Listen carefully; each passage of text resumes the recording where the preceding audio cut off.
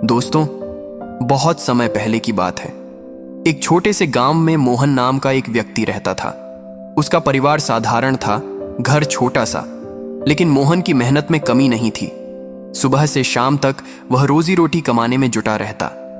हालांकि जीवन सादा था, मोहन का दिल बहुत बड़ा था।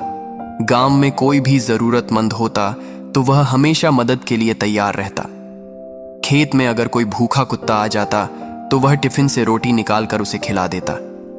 राह में कोई भूखा इंसान मिल जाए तो अपने हिस्से का खाना भी दे देता। उसकी पत्नी सुनीता इस आदत से परेशान रहती। वह अक्सर कहती, मोहन, तुम्हारे इस निस्वार्थ भाव के चलते हमारा घर खाली हो रहा है, थोड़ा अपने लिए भी सोचा करो। मोहन मुस्कुराकर जवाब देता, सुनीता, भूख बहुत बड़ा दुश्मन है। अगर हम मदद कर सकते हैं तो क्यों ना करें, ऊपर वाला सब देख रहा है। एक दिन दोपहर में मोहन घर पर आराम कर रहा था कि दरवाजे पर आवाज आई। एक बूढ़े साधु ने पुकारा।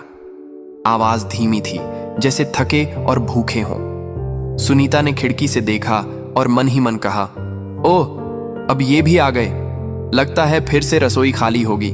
मोहन ने यह सुना, लेकिन अनदेखा कर दिया। वह दरवाजे की ओर गया। साधु बाबा बहुत कमजोर थे, कपड़े मैले, चेहरा पसीने से भीगा हुआ। मोहन ने उन्हें आंगन में बैठाया। बाबा, आप आराम करें, मैं पानी लाता हूं। लोटे में पानी लाकर उसने उन्हें दिया। बाबा ने पानी पीकर चैन की सांस ली। साधु बाबा बोले, बेटा, 2 दिन से भूखा हूं, अगर कुछ खाने मिल जाए तो बड़ी कृपा होगी। मोहन तुरंत रसोई में गया, लेकिन वहां सिर्फ 2 रोटियां थीं, उसके दोपहर के भोजन के लिए। उसने रोटियां उठा लीं। तभी सुनीता बीच में आ गई। ये तुम्हारे लिए हैं, अगर इन्हें दे दोगे तो खुद क्या खाओगे? साधु और कहीं से भी ले सकते हैं, लेकिन हम कहां मांगेंगे? मोहन शांत स्वर में बोला। सुनीता, भूखा पेट इंतजार नहीं करता।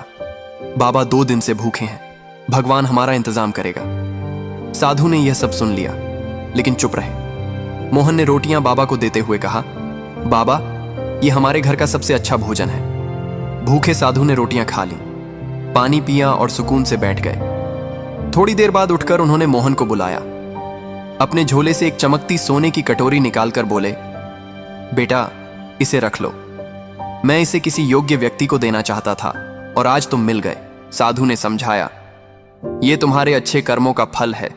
बिना फल की चाह के दूसरों की मदद करना ही सच्चा धर्म है। समय आने पर भगवान हर किसी को उसका फल देता है। यह कटोरी प्रतीक है कि भगवान अच्छे कर्मों को सराहता है। इसे संभाल कर रखना और अपनी अच्छाई कभी मत छोड़ना। साधु बाबा चले गए। मोहन कटोरी हाथ में लिए भावुक आंखों से उन्हें देखता रहा। उसने मन में ठान लिया कि चाहे हालात कैसे भी हों, वह दूसरों की मदद करना कभी नहीं छोड़ेगा।